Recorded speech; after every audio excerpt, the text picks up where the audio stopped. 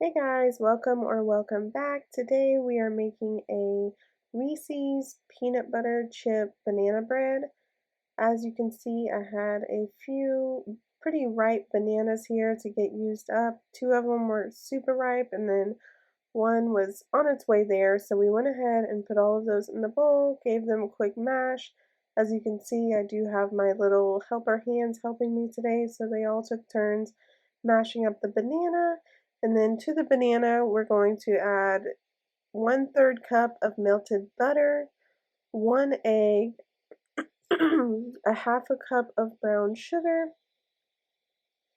and then give that a quick mix. You can use a mixer, a stand mixer, hand mixer, or just a whisk. Don't put your chocolate, don't put your chips in yet. That almost caused a big mistake there. So just mix all that up. You actually need a teaspoon of vanilla. You can put that in with all of the other wet ingredients, of course. I just kind of forgot whenever it came time. So just mix that up.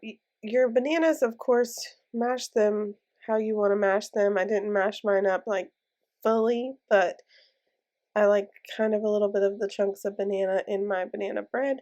And then to that, we're adding a mixture of 1.5 cup of flour, a half teaspoon of cinnamon, and a half teaspoon of baking powder. And just give that all a thorough mix. And as I mentioned, you can totally use a mixer or a whisk. It doesn't matter here. And then once you get all that mixed together, we're going to add a half cup of the Reese's peanut butter chips. This recipe is loosely based on my banana bread recipe on my blog.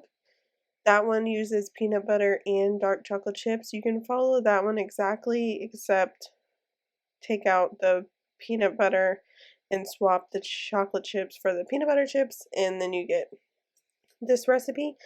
Or you can make my original one because it's very good as well.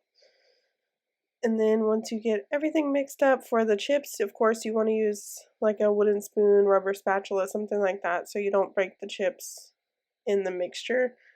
And then we're just going to grab a bread pan, line that with parchment paper. If you don't have parchment paper, you can use like a spray oil. Just make sure you oil it down really well so your bread does not stick to the pan, because if it does, it's just not going to be very beautiful having a bread loaf come out with some of the bottom missing. Although it will absolutely be delicious, but just depends what occasion you're making it for, I guess. But with the parchment paper, make sure you do push down your mixture so it does fill in the bread pan as it should. And then pop that in the oven at 350 for 50 minutes. For mine, I did top it with just a little bit of extra peanut butter chips on top as well right before throwing it in the oven. And there it is, coming out of the oven after 50 minutes at 350. I do just grab something pointy out of my drawer, like a toothpick or like a skewer, and just put it in the bread and make sure that it is whatever I put in the bread comes out clean to show me that it is done. If it's not, just throw it back in the oven for 5 to 10 minutes and check again. And then because my patience was very thin on this day, I went ahead and cut this pretty quickly. It's still steaming hot in the video, but you do want to let it cool down before you cut it. I just wanted to show you guys how it looked on the inside, and my oldest was bothering me for a slice, so I went ahead and cut a piece and let it cool off so she could have some.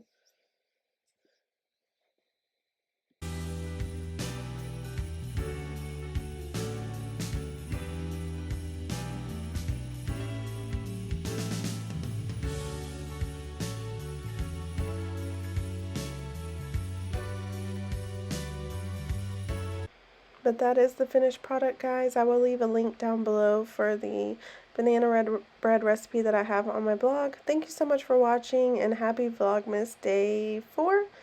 Bye, guys. Have a great day.